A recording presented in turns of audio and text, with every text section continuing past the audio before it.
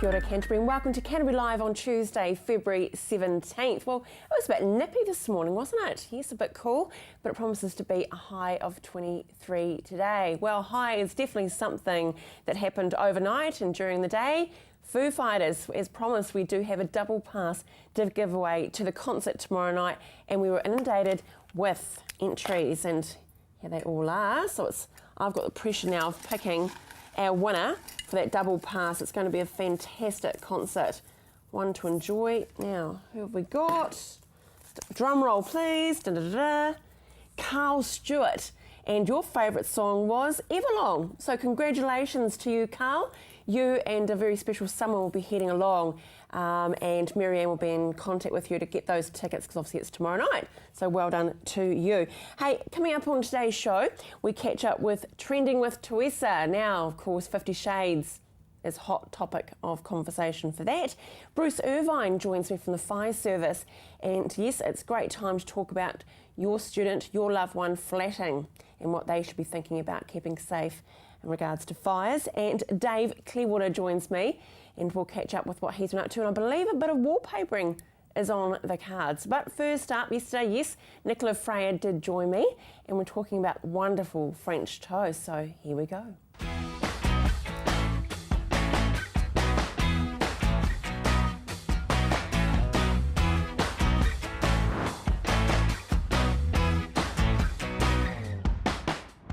On the weekend, it's nice to have something a bit different for breakfast. This is the sort of breakfast you can have without even popping down to the shop to pick up something extra. If you've just got some bread, it can be any kind of bread. I've got some French loaf today, and some spare eggs in the fridge and a bit of milk, you're away.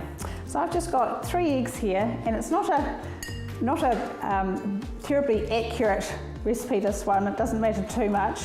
I've got about a cup of milk in there. Just give that a quick whisk. And then we're just going to dunk the bread in there and sizzle that away in the pan. So that's just mixed in there nicely. Just going to pop our bread in there and just let it soak into that for a bit, and put a little bit of oil in our pan. It's sizzling away nicely. Just a wee bit of oil there. And milk out of the way. So we just get the tongs,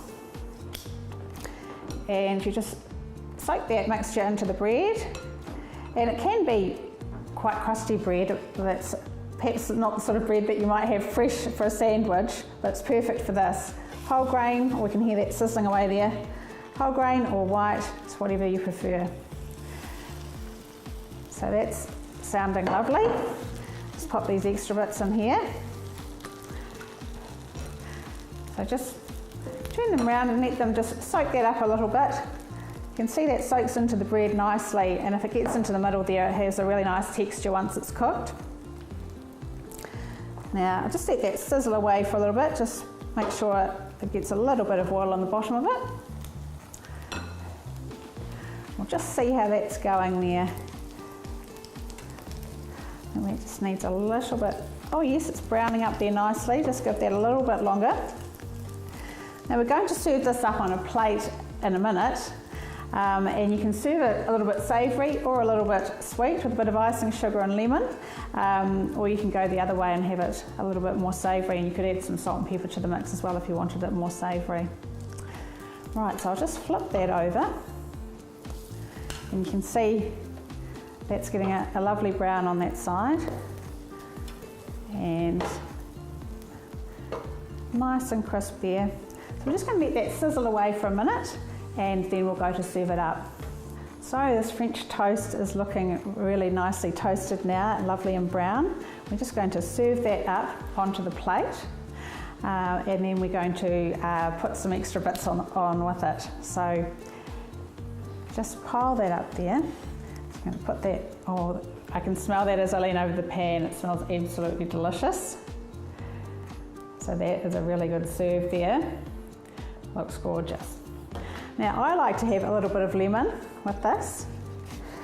So I'm just going to chop that and just put that couple of wedges of lemon on the plate there. And it seems like an unusual combination, but I actually like a bit of lemon with a little bit of maple syrup. It's quite a nice sweet and sour combination. So just put a little bit of maple syrup over the top. A little drizzle over the plate always looks nice. And then if the person would like a little bit of icing sugar, a nice little dust of icing sugar over the top looks really amazing. Now this little shaker is actually from a shop nearby called Etagier in Normans Road. They have lots of little goodies like this. So I just thought that was a really neat shaker, a bit different than normal. So we've got that served up there. A really nice breakfast, easy to do and with bits that you often have in your fridge. Try that this weekend. You can even do it on the barbecue. So it's really easy and lots of fun for the family. You will have seen me during the segments sanitise my hands with a Skin Technology hand sanitiser.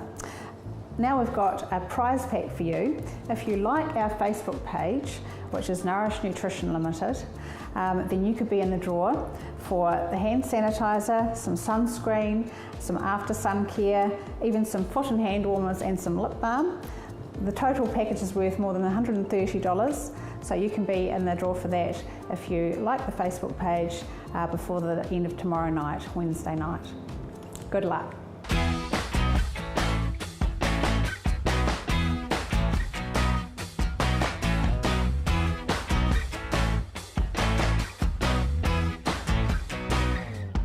Yummo, French toast, all good. Now you're telling me something, Dave, weren't you? What did you have yesterday? Some cream cheese and... Yeah, cream cheese and berries and bread done in a sandwich maker. Lots of butter, obviously. Really, really nice. It's Homemade a bit bread too. decadent, isn't it? Oh, yes. Jeepers creepers. Very nice. Speaking about decadent, I was in a wallpaper store the other day. Wow. Yeah, it's really different now, isn't it? Yeah. There's so many choices and so many patterns and really, really nice. And I think Really we've got nice some wallpapers. images of some of the wallpapering you've done. There was a couple. We did some German wallpaper. Got put up the other day, and no, that's not the one. The Germans. No, I'll come to that one in a minute. Yeah, this is one where feature walls has come back in, and that just shows you that we painted one wall and put wallpaper on another one. That was just a quick photo I grabbed. It looks fresh, doesn't it, Dave? Yeah, it does, and a lot of feature walls, especially behind your bed and the likes. You put the wallpaper up, put your bed in, nice tidy bedside lamps and stuff. You can just transform the whole room without spending a lot of money. So wallpaper feature walls are coming back in. I'm trying to talk my wife into doing a feature wall in our dining area. Oh, really? But she won't be a bar of it. I've got to work on that one, haven't I? This is incredible. Yeah, that's German wallpaper that come in and yeah, really, really different. You either like it or you hate it, to be honest. I'm not a fan for it personally. Yeah. But with their furniture and that, and they've explained to us what furniture they got going in the house because I haven't seen it yet, it's going to really, really be smart. So, yeah. I mean, that really is a feature. It's a talking point, absolutely. isn't it? Heck yeah. But wallpaper, I mean, they must range in cost, does it? Yeah, I don't know what that was a roll, but you are correct. Yeah, most wallpapers, the ordinary standard range of wallpapers, up around the $65 a roll. We can get a bit less, but say $65 a roll is a good price for a good wallpaper, and then you get right up to $450 a roll, and plus. It's endless.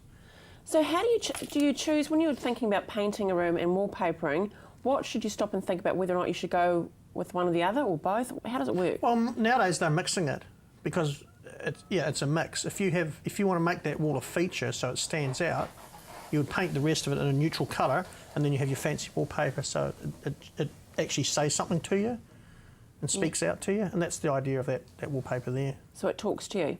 Now you've got some ladies that do your wallpapering as well, we've don't got you? 3 girls that do the wallpaper, and they're really, really good. Really good. Yeah, With that's more what I can attention to say. detail? Yeah, the guys just haven't quite grasped it, but they haven't been doing a lot of it either. So, and everybody with wallpapering, to become good, you've got to do quite a lot of it to know all the shortcuts, know how to get it exactly dead right. And it just takes a bit of practice, so we stick to the girls. They're making a good job, so why change? Yeah. So the girls do all our wallpapering. Yep. So how does it work, Dave? We want to get you in to do, we think, I think like you would like to go back to the wallpapering. Where do we go to pick out which one we should use? Well, what we do is say go to Resine, because that's where we have a trade account. But you can go to Resine or Guthrie Barons or Hubbers or any of those type of places, and you look at the wallpaper, what you want, work out what you want, and then we take it from there. So you can either provide it yourself, but it's actually better if you do come through us because we get a bit of discount, and then we get that all through Resine, is where all our wallpaper comes from, or Hubbers. And of course, with going to, we don't know how many rolls we'll need either, so we do need to speak to you about it. You do need to speak to us about it, yep, and we work out how many rolls we want. We order it. So what we do, we get the customer to go and work out what they want, get the sample of what they want, write down the numbers that the wallpaper is, and then we order it. So we don't want to under-order a roll, and we don't want to over-order by 2 rolls. It's always good to have 1 roll spare, and you put that in the cupboard for future, in case something happens, the wall gets marked, you can always take one piece off and put another piece. All the kids. Yeah, kids. I remember I did actually drawing on the wallpaper. Crikey. I think we did too, I was thinking back a wee bit. Little marks about so high around the room, who did that? Not me. It's never me. It wasn't the only one. Now, as far as the prep work, getting a room ready, how involved is that? It's not too bad. It just depends, Andrew, what's on the wall. Those ones there you saw were all, those walls, well, one house was a brand new house, obviously. The other one was an earthquake repair job, so the walls were all skimmed. Right. So we come in and we remove all the old wallpaper, repair all the walls, skim the walls out with plaster, 3 coats of plaster, sand them down, seal the wall, and then the wallpaper. So we do all that prep work and do everything for you, including pulling the old wallpaper off. Is this a summer job? We should be doing it now, wallpapering? Look, ideally winter time, because we've got a lot of outside work at the moment, but everybody's want things done now, the world is, you want it done now, you want it, let's do it, sort of thing. So we can do it any time. Oh, that's awesome. You've got a great Facebook page as well. We just go to Clearwater Painting. Yeah, Clearwater Painting. We started that probably about 3 or 4 months ago, 4 or 5 months ago. So we stopped our normal, putting all my junk, personal stuff on that, and we started putting on jobs that we've done. Oh, great. Yeah, and all that wonderful reviews and feedback. Yeah, not many people say feedback though, to be honest, but it's there. People can look at it. Okay. And yeah. Good on you. Hey, good. Thanks, Dave. That's awesome. Good. That's David Clearwater, and make sure you contact him and the team. He's definitely worth a phone call too. And remember, it's girls doing it, so it can't be that bad. Now, after the break, it is the fire service. Bruce Irvine joins me. We're talking student flatting.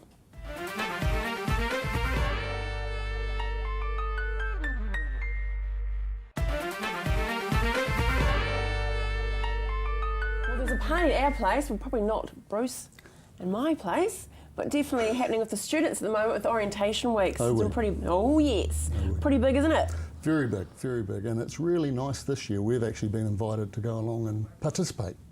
What, you're getting out the blasters on into the students or something like that? We're going to both Canterbury and Lincoln University's O Weeks and their student days, presenting at those, and we're going to have dunking machines and as well as our kitchen trailer. Yes, well, talking of kitchens, let's head into the kitchen now.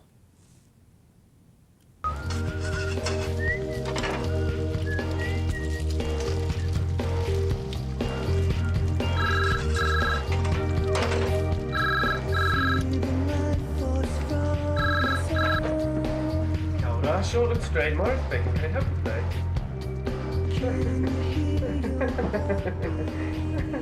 That's Dylan.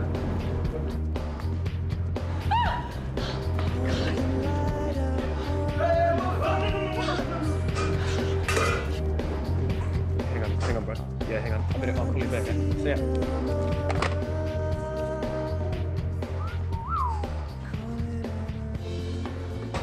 Looks like you saved that back. Now, there's a bit of fun there, which is cool, but the classic thing is to go for the water. Yeah, really not the thing to do. The thing to do is put a lid on it, get rid of the oxygen. That happens so often. People just get distracted from the cooking, they get taken away, chatting, and it happens so quickly. The difference between cooking a nice meal and ending up in flames is a matter of seconds. So one of our key messages is to people, keep looking when you're cooking. It's that classic thing, cooking, and that was daytime. That was the daytime. thing coming at home at night, had a few drinks, they've been out partying and want to feed. Yeah, great, get the feed on the way home. Don't cook it at home. Go to Burger King, McDonald's, KFC, Burger King or the local burger bar. Let them cook it for you. Take it home, but don't cook it at home after you've had some drinks. Okay. Right. And what was missing from there, which we didn't hear, the smoke alarm. The smoke alarm. Okay. Absolutely. And we've got a video here now in regards to smoke alarms. Guys, I think we really need to think seriously about getting some fire safety in here. I mean, we don't even have a smoke alarm. Hang on. Yes, we do. Yes, we do. Hey, where did that come from? It's a flat warming present from Auntie Bev. Hello? Yes, he's here. It's for you. Merry Christmas. Hey, Dylan, where are you going? Lecture, see ya. Look, we need more than one smoke alarm in this place. I wouldn't even know what to do if there was a fire. Shouldn't we do some sort of drill or something? It's a bit full on, isn't it? Not in primary school. No, think about it. If we practice a drill, because we never know when another fire like that's gonna happen again. Just to make sure that, we know what we're doing. I agree with Sheena. I think we need to take some precautions. Precaution's the key, isn't it? Absolutely. I just dropped my son down at Otago University. His first flat. Last year it was great. He was in a hostel. Drop him off, fantastic. I'm, as a proud parent, thinking he's going to be looked after. Well, this year I go down and I drop my son at his first flat, and I'm going, well, he better start making some right choices. Oh, goodness. He's responsible now, not me. But in the process of dropping him off, I always took down a couple of smoke alarms. One for himself, for his bedroom, and one for the hallway, so he can look after his mates. Right. It's a personal responsibility. Students have to make their own choices in life now. That's the thing about becoming an adult. You're living by yourself, you're not under mum and dad's wing. So start making some positive choices in your life. And the first thing is, go out and get a smoke alarm. Yeah. Stick it in your bedroom, and then you're going to look after yourself. We've had some absolutely tragic events over the last 6 months. The Hamilton fire. Yeah, that was terrible. 3 young people, 17 to 23, 3 people died in a house fire that had 7 people in it as a student flat. One of the interesting things there was social cohesion. Yeah, really interesting term. We were talking about it this morning. And the social cohesion that we live in a family isn't the same in modern flats. No. They have locks on doors, and they rent a room. They don't rent the flat because people don't want to take responsibility for other people. I find it really interesting, and that's changing the way people are living. So, yeah, people need to look after themselves, but they also need to look after each other and be positive. And that's one of the things about the video there, was that we need a plan. We need a plan to get out. Yeah, that's right, isn't it? But unfortunately, I know you gave your son some smoke alarms. It may have to be that adult. It may have to be that grandparent initially, but why wouldn't you? Absolutely, but I didn't put him up. And I gave it to him, and I said, you're responsible for putting these up, just like the aunt did there. And I'm going, they need to make that responsible choice, because there isn't always mum or dad or the aunt. They're going flatting. Start making positive choices. Go out and get a smoke alarm and stick it up. Well, the fire service has been very generous, and I mean very generous. Quite easy, they could just give you a smoke alarm, put it up, and that's it, over Red Rover. They are actually going to have smoke alarms to 2 very lucky winners installed at your flat. Now that is exceptional, that you will have the team come out to you, and I congratulate you on doing that. Our pleasure. We're looking at trying to target students as responsible people. Yeah. And we're going to fit out 2 flats. So Great. We're looking for the risk, and we want to meet that risk. Great. So just call through to Marianne, 3777 033, or go to our Facebook page, leave your details there, and you could have the fire service come to your flat and install these smoke alarms. It's fantastic. Next time though, very exciting, we're out on location to the kitchen trailer. Kitchen trailer. We're going to start a Deal with fire. that fire. Literally. Yeah, kitchen fire. Good seeing you, Bruce. We'll Thank see you you next very time. much. Hey, stay with us after the break. The heat is definitely going up because we've got 50 shades. See you soon.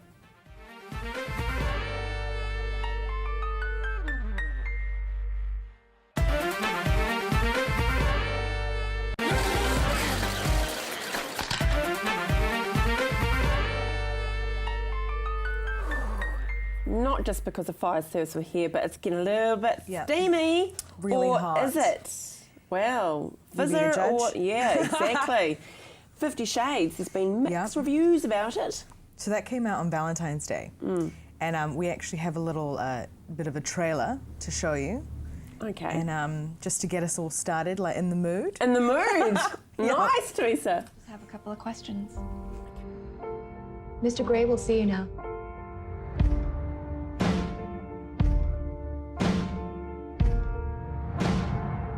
What was he like? He was polite, intense, smart, really intimidating. Do you have any interests outside of work? What about you? I'd like to know more about you. There's really not much to know about me. Look at me. I am.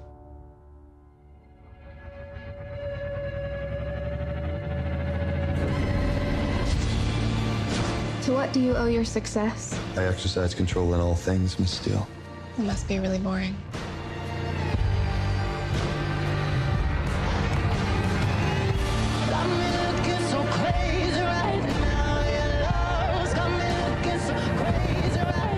I'm incapable of leaving you alone. Then don't. I had a rough start in life. You should steer clear of me.